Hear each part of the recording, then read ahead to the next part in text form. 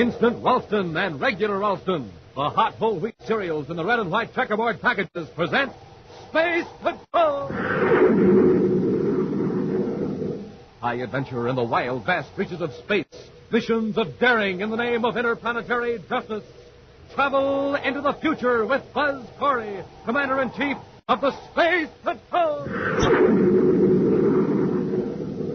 In today's transcribed Space Patrol adventure, Buzz and Happy, helpless from the effects of a paralyzer ray, are in a lab ship out beyond the Jupiter orbit. Sure gave us a stiff charge with that ray, Commander. It isn't even beginning to wear off. Yes, and every second we lie here, Rinker and Betts are getting farther away. What's that? That equipment over there. The equipment? But I disconnected it. Rinker must have hooked it up again. When that electrical charge builds up, this whole lab ship will be blown to pieces. We'll return in just a moment with today's exciting Space Patrol adventure, The Wistful Wizard of Neptune's Moon.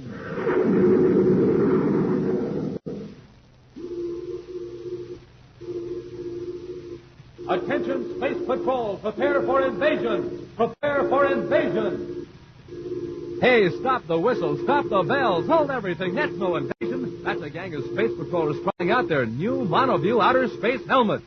This is Captain Dick Tufeld, Space Patrollers, right here to tell you all about the new and sensational monoview outer space helmet. The terrific helmet all of you can have for your very own. A whole foot high. It's got a sensational one-way eye plate that you can see out of, but nobody can see you. And when you look out that magic strata viewer, it's just like looking out at another planet. Everything has a strange and weird purple glow. It's built for real Space Patrollers, too. It has 2 full-size, real-for-sure-looking oxygen tanks and tubes printed on, and a gleaming lightning flash hood. Now, just think of the fun you can have with a monoview outer space helmet of your very own. And here's how to get it. Just buy a box of good hot Ralston. Then with your name and address, send 25 cents in coin and the instant or regular Ralston box top to Space Patrol, Box 686, St. Louis, Missouri. That's Space Patrol, Box 686, St. Louis, Missouri.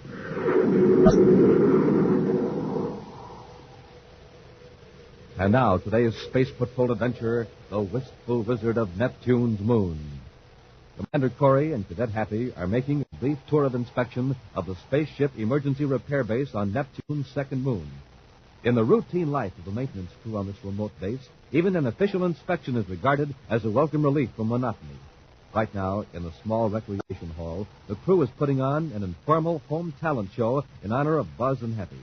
The 2 Space Patrollers are watching with amazement as an amateur magician completes a baffling trick.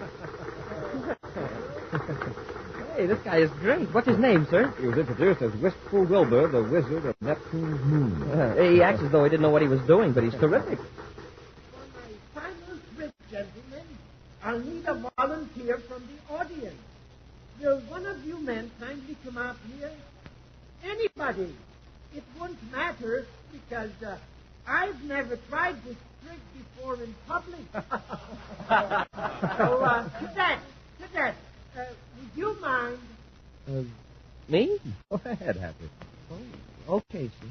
Right up here, Cadet. What do you want me to do? Oh, just lie down on the bench. Sure, okay. And now, gentlemen, when I say the magic word, why, the cadet here will rise up in the air and stand there till I tell him to come down. Now, watch closely. Arcturus Shazam, rise. What's happening? Hey, let me down. You see, the cadet floats in midair. Thank you. Cadet, you may descend. Smoking rockets, what a sensation. Well, gentlemen, I got to get back to the work at the shop, so that concludes my part of the performance. Thank you.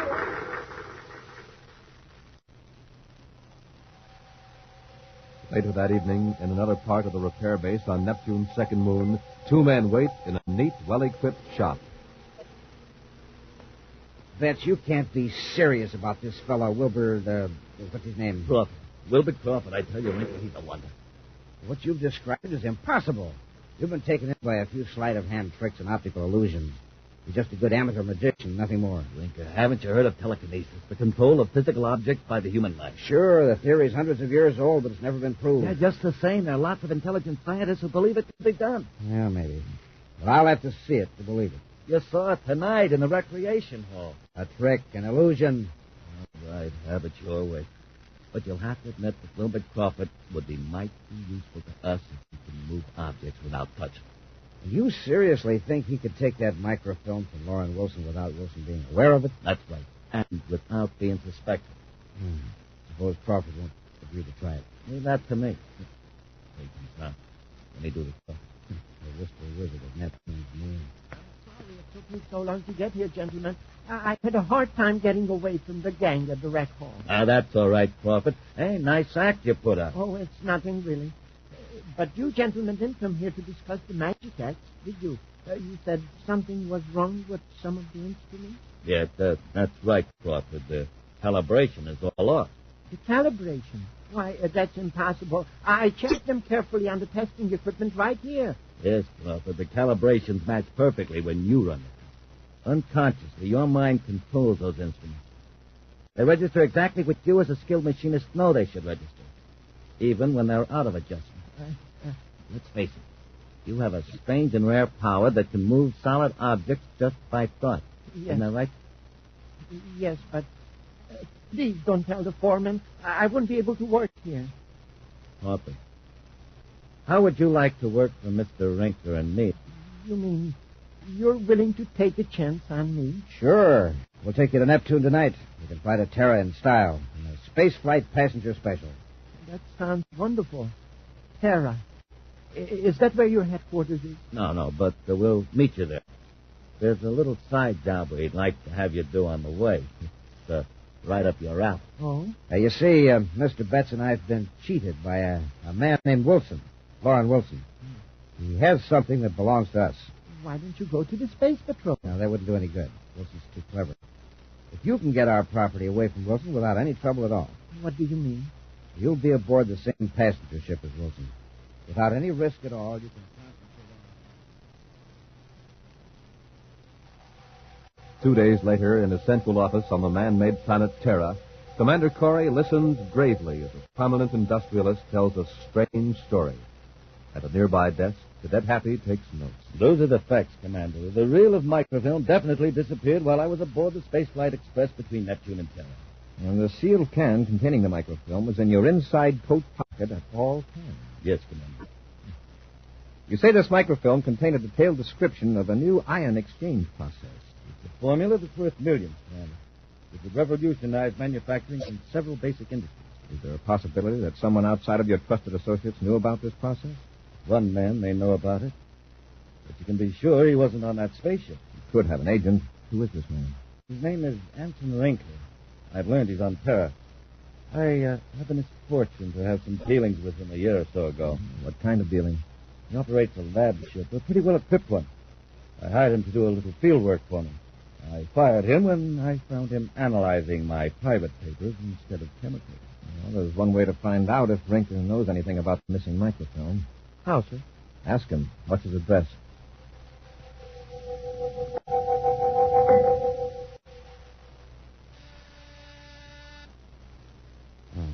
Bet you expecting anyone? No. Maybe it's a client. Maybe you'd probably better step into the next room. Sure, Mr. Rinker.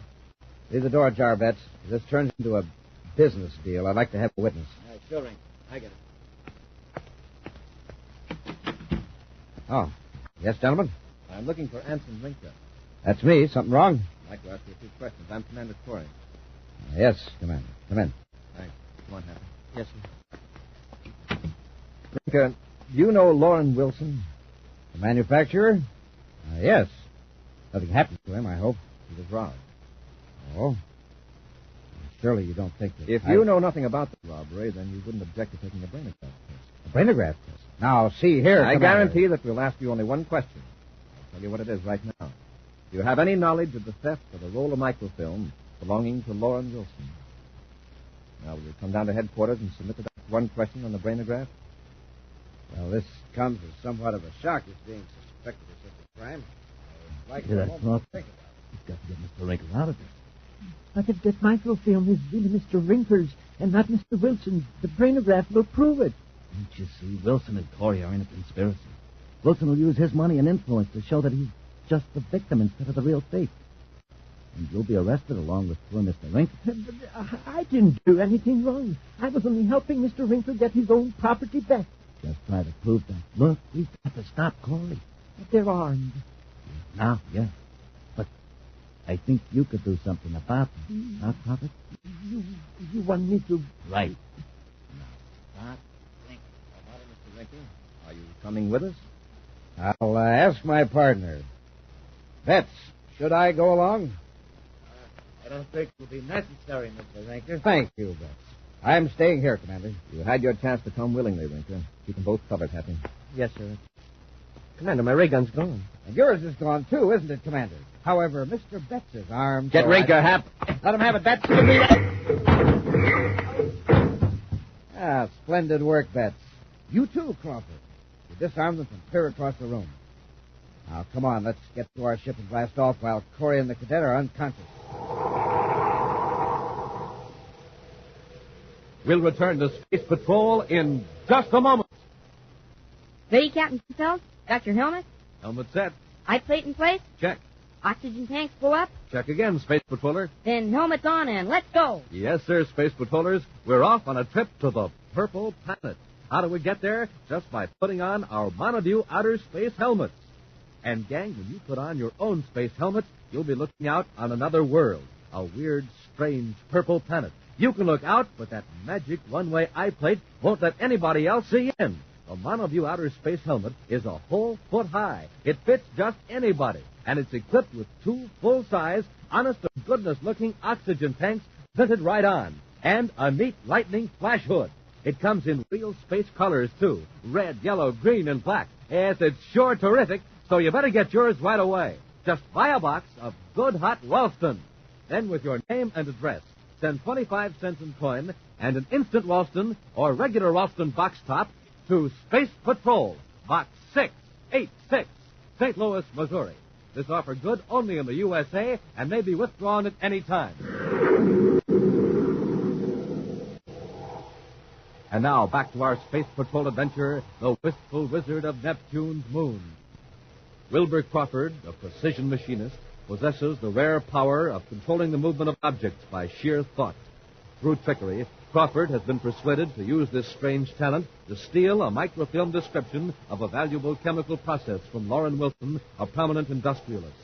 When Wilson's suspicions led Commander Corey and Cadet Happy to the apartment of Ensign Rinker, chief conspirator in the theft plot, the gullible Crawford was induced to disarm Buzz and Happy by means of his weird control over matter.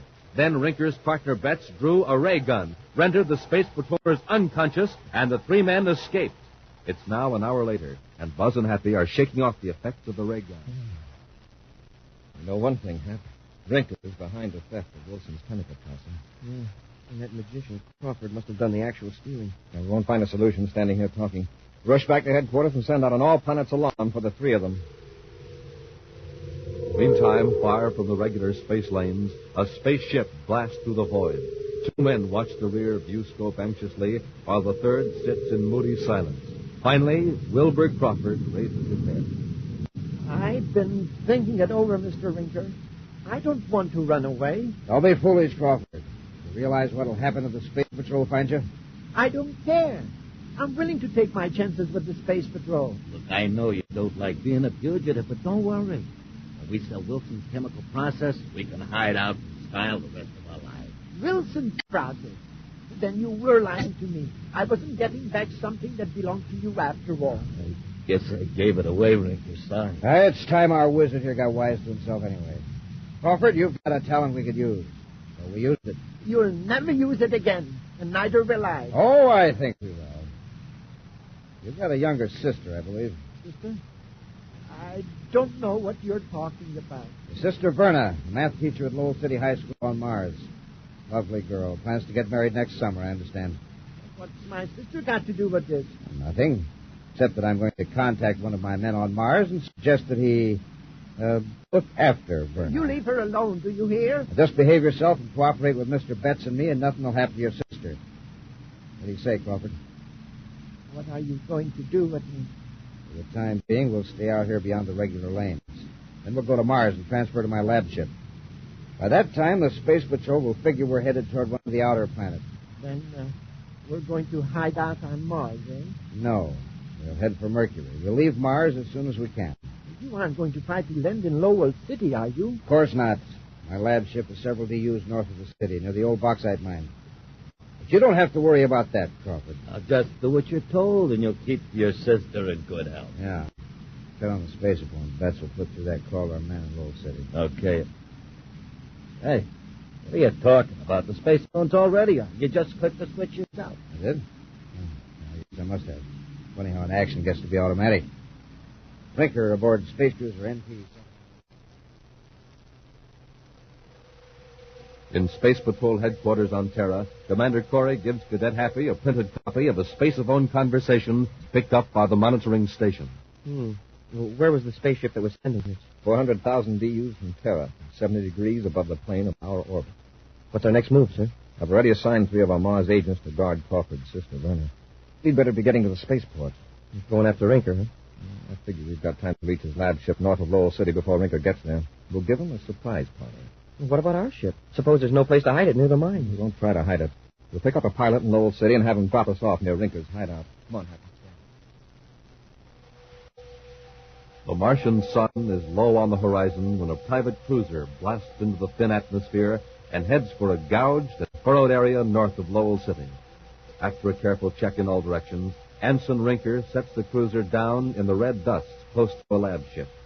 In an aft compartment of that ship, Cadet Happy presses a sensitive instrument against the bulkhead while Commander Corey slowly regulates a dial. Ship now. That was a hatch closing. When do we jump in? I'll find out for sure whose side Crawford is on. We're blasting off.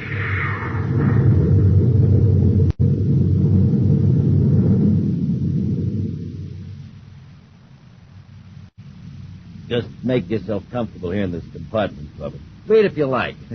A long way to Mercury, the vector with it. Why can't I go up to the control compartment? Because Mr. Rinker thinks you'll be better off back here where you can't see the instrument. Something wrong, Rinker? Plenty. Well, then let's get back to the control. Well, the ship's okay. It's on automatic. But the Space Patrol's onto us. Huh? I just got a spaceophone message from a man who was to pick up Crawford's sister. That's the Space Patrol is guarding her. Our man was almost captured. I don't get it. How'd they find out where we were going to him? Unless Wonder Boy here. Sure, he turned our spaceophone transmitter on when we were in the other ship. I might have known it. Crawford, I ought to You better not bet. The Space Patrol knows everything now. You don't have a chance. I'm not giving up that easy. They don't know everything. They'll be looking for the lab ship. Now, what is... Hold it. Huh? Don't let Crawford know what we're going to do. With that remote control mind of his, there's no telling what he can do. Oh, you're right. Well, I'll just fix that. There, he can't do anything when he's unconscious. Now, here's what It's working now, huh? Yeah, I'll turn up the gain. That little scout ship will move. Sure it will. Put up with the Wistful. Just leave him behind. Uh-huh. But we'll make sure he won't give us any more trouble. There are a lot of chemicals in the lab compartment, enough to blow this ship apart. You think that we'll rig up something to blow up the ship after we get away. And I know just the gadget, the time of the explosion. Come on. Those murdering rats. Now's the time to get away, Happy. They know this lab layout. We don't. If we rush them now, they may try something desperate. Moments pass, tedious moments that seem like hours. Then, through the sonic detector, Buzz and Happy hear voices again. Now's the time to cut loose from the scout ship. Not yet. Put a few more hundred DUs between us and Mars. All right, Happy. Let's get to the lab compartment. Bring the sonic detector along. Yes, sir.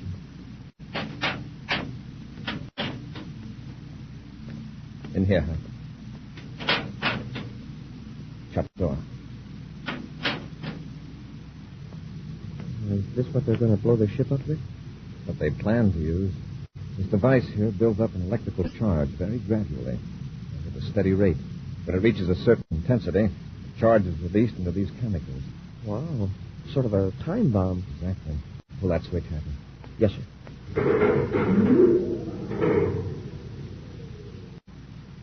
Now let's work our way up to the control compartment and take care of that. Look, isn't it about time, Rinker? Yeah, we might as well get going. I'll go back to the lab and boost the current a little. That's been worrying. What if you miscalculate? I know what I'm doing. I'll readjust the charge so we'll have half an hour to get clear of the ship. Somebody's in the corridor. I heard it, too. It's Crawford. Too. I doubt it. Now, look, you open that door fast. I'll be ready with the paralyzer later. Okay. Ready? Now! Commander, they've seen us. You're too late, Corey. Nice going, Rinker. Yeah, it was close. Well, Crawford's going to have company during his last moments anyway. Yeah. The commander-in-chief, no less, and his cadet.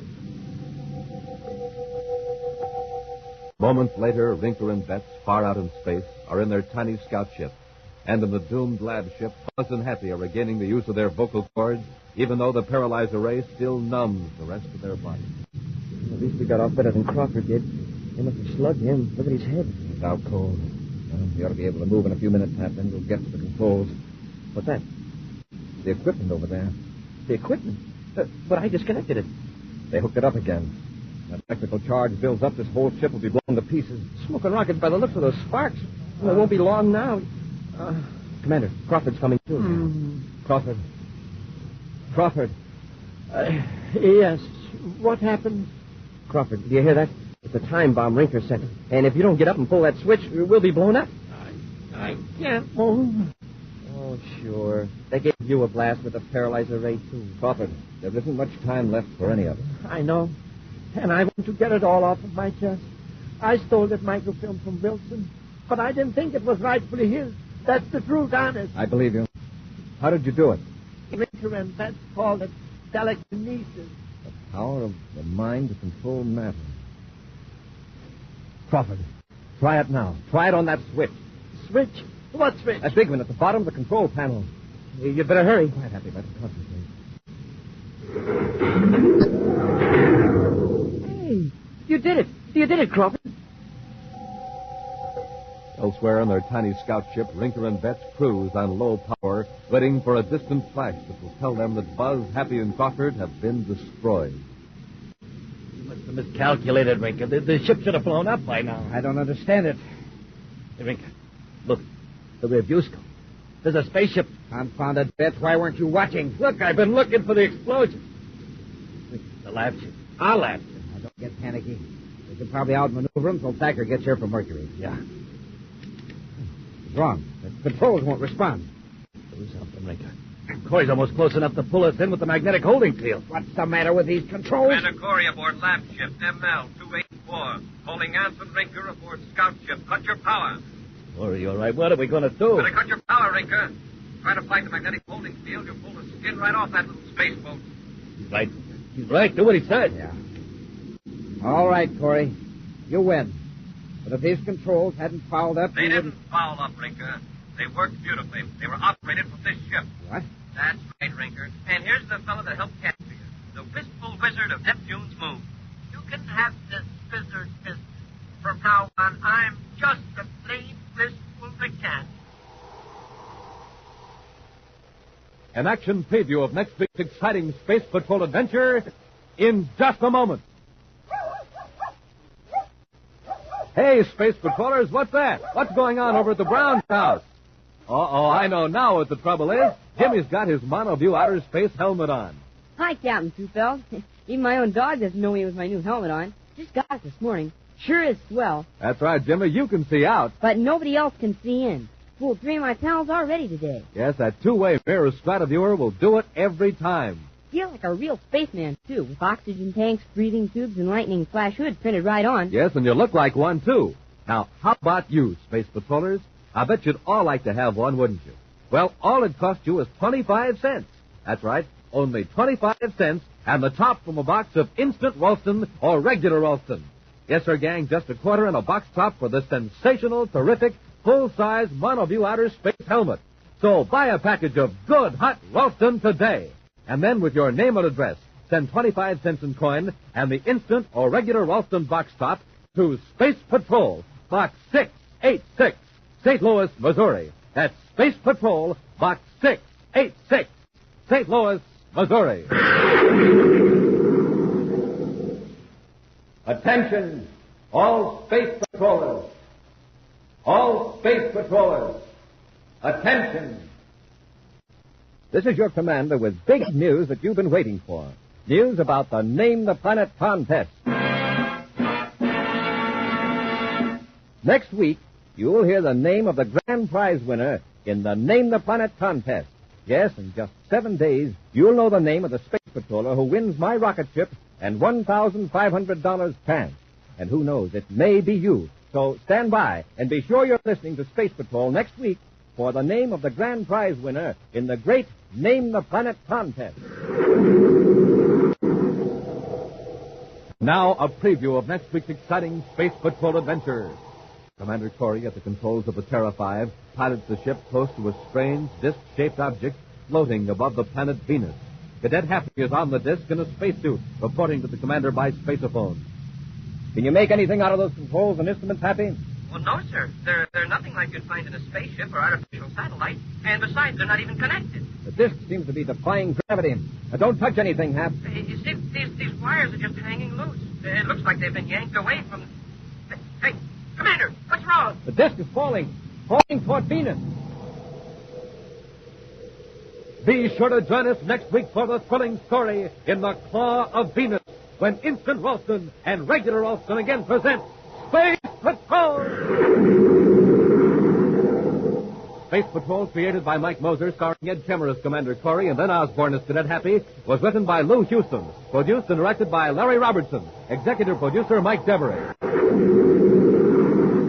Other players were Bela Kovach, Norman Jolly, Ken Mayer, and Stephen Robertson. Dick Tufeld speaking. Now, don't forget to tune in next Saturday and every Saturday when Instant Ralston and Regular Ralston again present Space Patrol!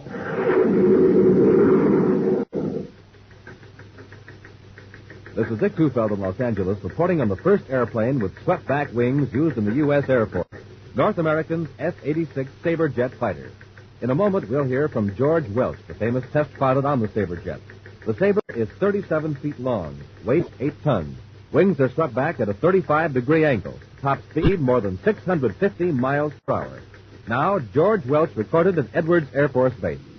I was lucky enough to fly the F-86 Sabre jet for the first time. The first time up or the 50th, every flight is important. That's why I have to keep in top shape. I like to eat good food with lots of energy in it. Rice Chex and Wheat Chex meet that test, and they taste exactly right. I think you'll like them, too. No other cereal, puffed or flakes, contains so much nourishment in such concentrated bite-sized form. So take a tip from George Welch, Joe Lynch, and other top test pilots. Make your cereals Rice Chex and Wheat Chex. And here's big news. Inside of Chex, you now get a thrilling new Space Patrol trading card. Flip 'em, collect the entire set of 40. Free Space Patrol trading cards inside of Rice Chex and Wheat Chex. Be sure to see another exciting Space Patrol story on your local ABC television station. Consult your local paper for time and channel. This program is broadcast for Armed Forces overseas through the worldwide facilities of the Armed Forces Radio Service. Space Patrol came to you transcribed from Hollywood. This is ABC Radio Network.